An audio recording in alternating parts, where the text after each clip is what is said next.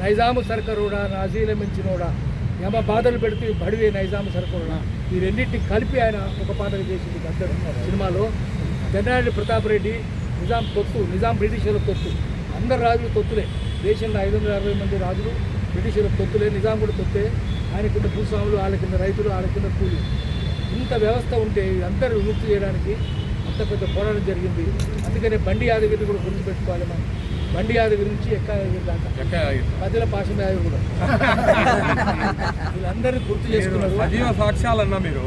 అదే అందుకని అందరికంటే మొత్తం తొలి దశ మరి అంతకంటే 52 నాన్ ముల్కీ గోబ్యాక్ ఉద్యమం, ఆ తర్వాత ఇడ్లీ సాంబార్ గోబ్యాక్ 69లో, ఆ తర్వాత మా నీళ్ళు మాకు కావాలి, మా నిధులు మాకు కావాలి, మా నియామకాలు మాకు కావాలి, జల్ జంగల్ జమీన్ అని పోరాటం చేసిన కేశవరావు జాదవ్ అందరూ తీసుకొచ్చిండు.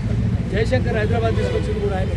మమ్మల్ని అందరినీ కాంగ్రెస్ వాళ్ళని బీజేపీలను ఏకం చేసింది కూడా ఆయనే. బిల్లు పెట్టాలంటే భారతీయ జనతా పార్టీ ఉండాలి, కాంగ్రెస్ ఉండాలి. ఢిల్లీలో ఇద్దరిని కలిపిండు, ఇద్దరికి నచ్చ చెప్పిండు. కేశవరావుకు నచ్చ చెప్పిండు, ఆ రోజు డి శ్రీనివాస్కి నచ్చ చెప్పిండు. అందరు నచ్చ చెప్తే తెలంగాణ బిల్లు సాధ్యమైంది. కాబట్టి కేశవరావు జాదవ్ లేని తెలంగాణ లేదు. ఈ స్తూపాన్ని ఇనాగరేట్ చేసుకోవాలి. కేశవరావు జాదవ్ విగ్రహం పెద్దది ట్యాంక్ బండ్ మీద పెట్టాలి.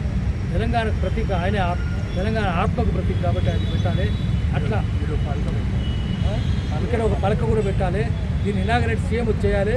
మీరు ఫలానా తారీఖు లోపల చేసేయండి, చేయకపోతే పౌర సమాజం వచ్చి దాన్ని ఇనాగరేట్ మేమే చేసుకుంటామని చెప్పి కూడా ప్రభుత్వానికి చెప్పిన ఎందుకంటే దీన్ని ఇనాగరేట్ చేస్తే ఆ రోజు లక్ష్మీనారాయణ ముదిరాజు మేయర్ ఆయన మీద కూడా కేసులు పెట్టారు, దీని మీద కేసులు పెట్టారు. ఇది కట్టినందుకు కేసులు, ఇనాగరేట్ చేసిన మేయర్ను కూడా లెక్క పెట్టకుండా ఆయన మీద కేసులు పెట్టారు. అందుకని కేశవరావు మనం తలుచుకోవాల్సింది. కేశవరావు గారు లక్ష్మీనారాయణ ముదిరాజు చచ్చిపోయిన ఆయన పాపం చాలా సన్నిహితంగా ఉండేవాడు. అందుకని వాళ్ళందరూ మనం తలుచుకుందాము. తలుచుకుంటే మన ఆత్మశుద్ధి అవుతుంది. అమరులను తలుచుకుంటే మన ఆత్మశుద్ధి అవుతుంది. ఇనాగరేషన్ చేసినందుకే తలుచుకోవడం, ఇనాగరేషన్ తలుచుకున్న రోజు ఈ ముఖ్యమంత్రి కూడా గౌరవిద్దాం. జోహార్ అమర వీరులకు.